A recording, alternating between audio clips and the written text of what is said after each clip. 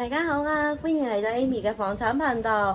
Amy 依家所在嘅位置咧，就係我哋新舊南區交匯處嘅一個樓盤呢一度嘅。咁呢度咧就係錦繡花園嘅2期啦。咁呢一度咧就可以滿足到大家一出門口衣食住行樣樣都齊嘅。呢度最主要就係近我哋嘅新寧市場啦，去到中環廣場步行咧都係10零分鐘就可以到噶啦。你想要去買餸或者去飲茶，呢一度步行可以到嘅。咁要去商場嘅話咧，坐車5分鐘咧都可以去到萬大廣場噶啦，去到昌體昌呢一度坐車10分鐘出頭咧都可以到噶啦。咁呢一間屋咧業主咧就響國外啦，好少翻嚟噶啦，都打算短期內咧就未有咁快翻嚟嘅。咁間屋咧就吉向呢一度，成日仲要請人過嚟打理，就會比較麻煩啲噶啦。所以依家咧就考慮再次降價咧就出售嘅。咁呢一度咧就60萬出頭，差唔多零首期就可以買得到嘅。呢一間係144平方嘅4房單位啦，格局係非常之唔錯嘅，仲要係廳出陽台朝南啊，前方好開揚嘅。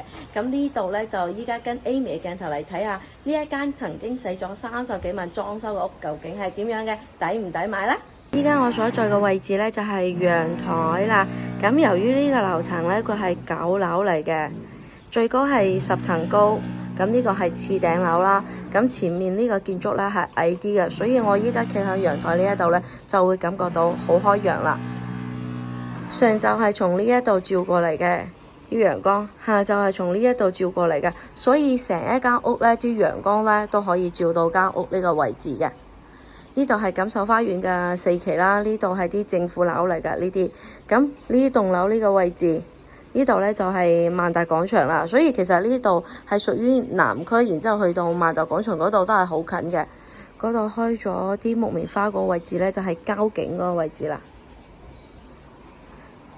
呢度係4期，呢度係3期，呢度係2期嘅。咁呢一度下邊嘅商業街咧就開到滿晒啦，又有銀行啦，然之後咧建材啊、髮廊啊、食嘢㗎、水果店啊，下邊其實全部都開晒㗎啦，咖啡店啊嗰啲都有。咁從呢個方向行出去嗰個路口嗰度右轉咧，就可以去到新寧市場啦。呢度咧前方就係沙江湖路啊嘛。咁我哋見到呢啲白色嘅高啲嘅建築物嗰度咧，就係中環廣場啦。嗰度有正哥啊，然之後咧仲有好多餐飲店嘅，所以你想去近啲嘅商場啦，就可以去中環呢個位置啦。咁去買餸嘅話，多數咧呢度都係去新寧市場嘅。咁佢呢個陽台咧，佢嘅進深咧係去到有成接近2米嘅，係好深嘅一個陽台嚟㗎。呢啲咧就係以前好耐嘅裝修啦，所以呢啲欄杆咧就會矮少少，但係佢係冇裝防盜網嘅，所以成間屋呢度望出去感覺就會好舒適啦。就係啲咁樣嘅磚仔外立面啊，呢啲咁樣嘅。從呢個位置望入去間屋嗰度咧嘅鏡頭影出嚟會感覺有啲暗，但係行入嚟咧嗰陣時就唔會覺得暗啦。呢啲以前業主係俾咗好多錢去裝修㗎。呢啲咁樣嘅趟門，用咗咁多年仲係咁好。業主就話當其時裝修咧用咗成30幾萬㗎。佢呢啲木地板咧咁多年啦，還係非常之好啊。同依家網上睇到嘅嗰啲咩中古風啊，睇落去咧啲顏色係好似嘅。我覺得呢一間屋咧，佢啲牆面各方面都還係好好，所以其實自己只需要換咗啲咁樣嘅梳化，然之後去襯翻買啲家私襯翻呢啲咁樣嘅地板，其實成間屋嘅風格咧就會好好睇啦。我哋感受下144平方嘅廳係有幾大，1、2、3人位，再加一個大大嘅貴妃椅。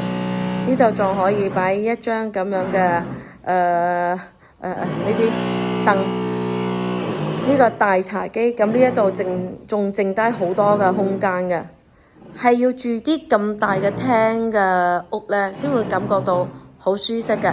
你依家係住嗰啲80幾方嘅，你就可以係人少少，將就下冇咩人。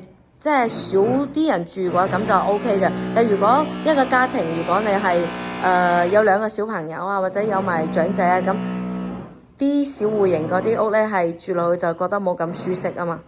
同埋如果有親戚朋友一入嚟就會見到呢個客廳好大氣咯。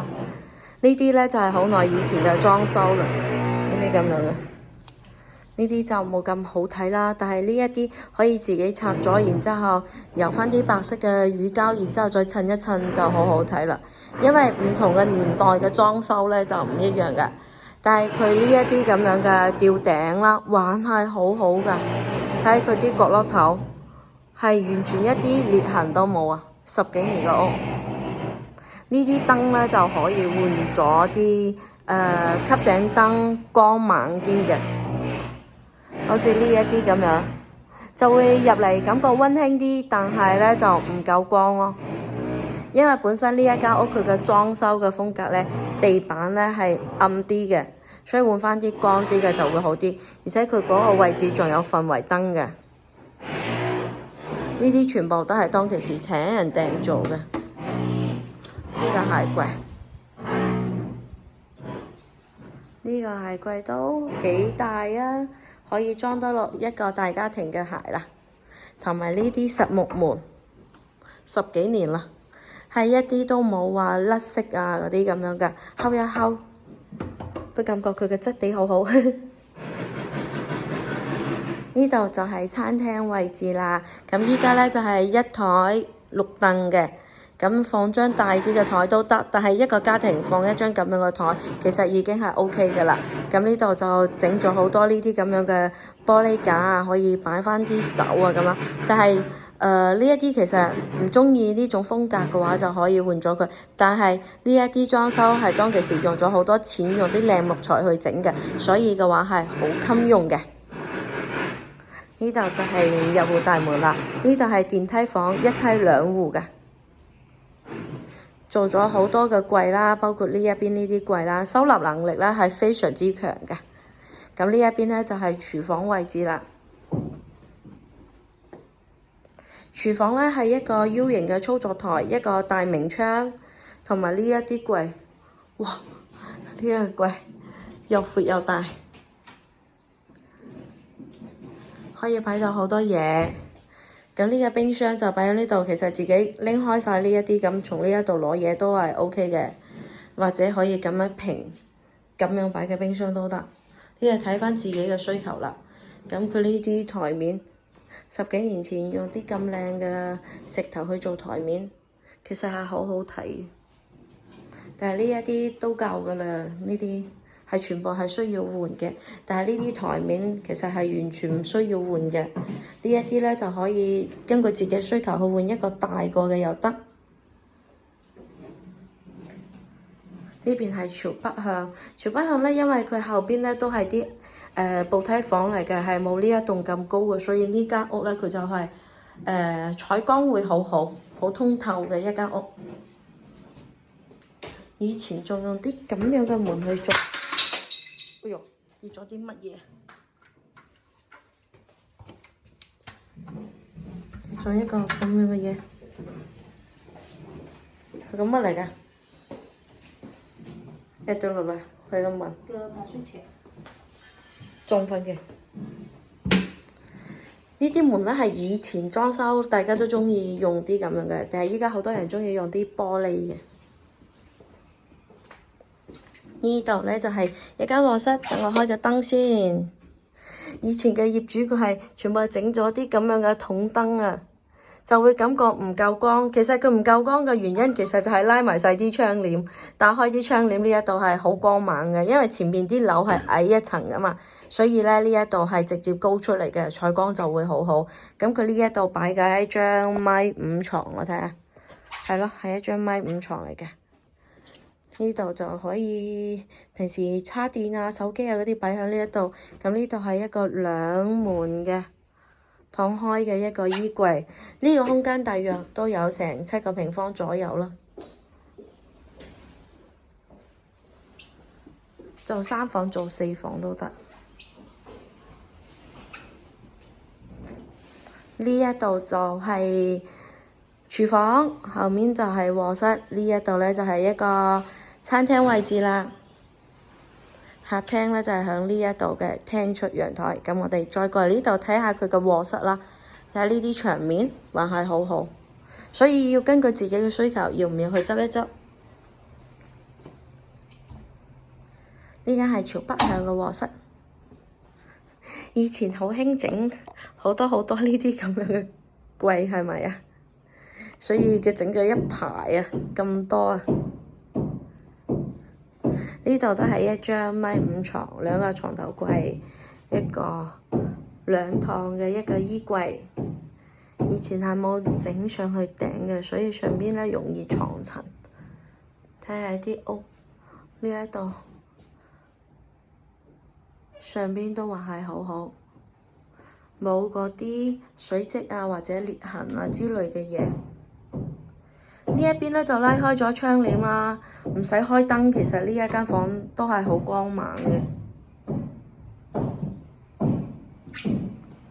再過嚟呢一邊仲有間臥室，咁呢一邊咧都係一間朝北向嘅臥室嘅，都係整咗一大排嘅櫃，唔怪得話使好多錢裝修啦。首先用啲咁靚嘅木地板，同埋全屋整咗咁多櫃啊，同埋收納能力嘅一啲配件啊，好似呢啲咁樣，呢啲木全部都係靚嘅，所以裝修肯定係使錢啦。呢一度係一張米5嘅床啦，一個位置，呢個梳妝台嘅位置，呢個梳妝台呢一度上面仲要係一個石頭嚟㗎，所以佢全部都係訂做㗎，超大嘅一塊鏡。咁呢度仲有個窗台位置。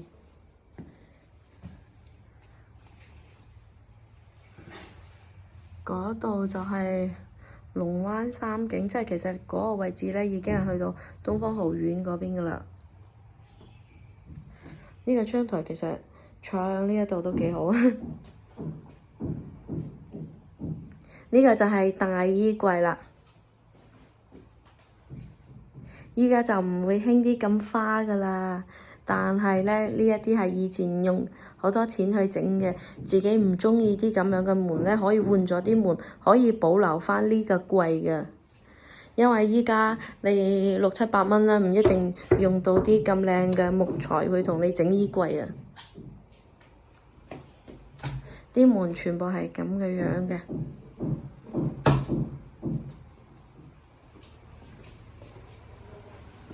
呢度係一個公共衛浴間嚟嘅，咁呢個空間咧都有成4、5個方噶啦。淋浴嘅地方係有乾濕分離嘅設計，兩邊燙開就會好用啲。仲有咪浴霸，唔知個浴霸仲用唔用到？同埋呢啲熱水器耐咗啦，唔用嘅話咧就唔知會唔會壞。通常啲電器耐唔用嘅話係容易壞嘅。咁呢個空間其實係比較大嘅喎，同埋空間嘅設計好合理啦。呢個洗面盆可以整到好大，同埋呢一度咧就可以收納嘢嘅。呢度係一個明位嚟嘅，所以成個空間佢係方方正正嘅，好啲咁樣嘅去設計嘅話，咁你就會感覺入到嚟邊個位置都夠大，會好用。我聽佢講話啲天花啊，當其時都使咗唔少錢啊。同依家用啲嗰啲鋁板嗰啲吸上去唔一樣喎。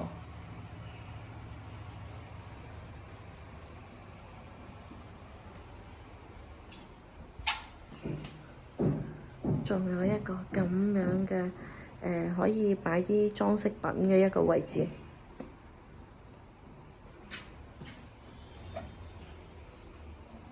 成間屋嘅裝修就用咗啲比較深嘅顏色嘅木材嗰啲去整，所以就會感覺深色啲。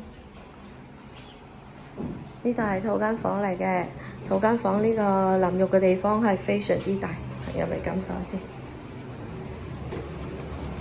好大㗎！你睇下，我企喺呢度，前方仲有好多位置，好似啲酒店咁樣嘅。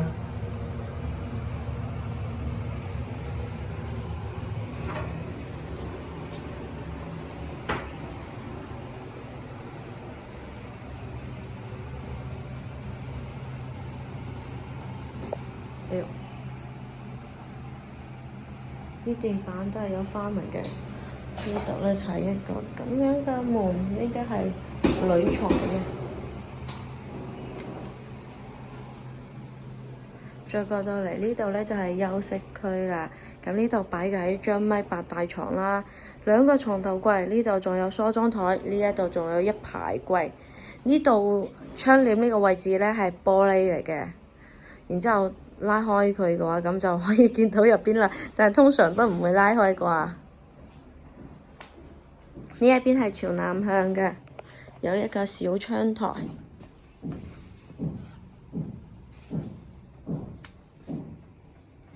呢個位置仲可以擺個電腦、梳妝台，因為呢一度已經有梳妝台啦。佢以前咧仲貼埋啲咁樣嘅牆紙啊。呢個家庭一定係好溫馨嘅，因為呢個業主咧佢係好用心咁樣去裝扮自己間屋。呢個衣櫃係非常之大㗎啦，呢度有櫃啦，同埋再過到嚟呢一度都有櫃，所以其實好似呢間屋咁樣咧，自己可以根據自己嘅需求去換翻啲嘢就得㗎啦。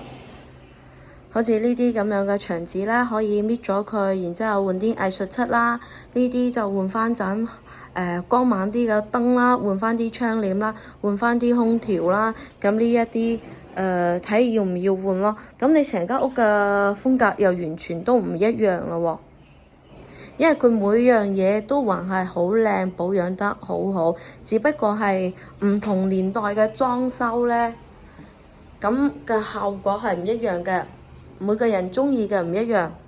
但係呢一度如果自己可以接受啲類似咁樣嘅裝修嘅話，呢一間屋直接可以拎包入住噶啦。呢一度就係廳大房大啦，呢邊就係3間臥室啦，加2個衛浴間，呢一度就係廚房再加1間臥室啦。咁呢度就係一個大客廳啦，總價60萬出頭，零首期就可以買得到。如果你想喺老城區或者喺近萬達或者近市場周邊嘅一啲地段去買一間廳又咁大房又咁大嘅房咧，60零萬係買唔到嘅。最主要就係企喺呢個陽台會感覺到好舒服，因為佢夠開揚，從朝早到晚上下晝咧都係有光照到自己間屋嘅。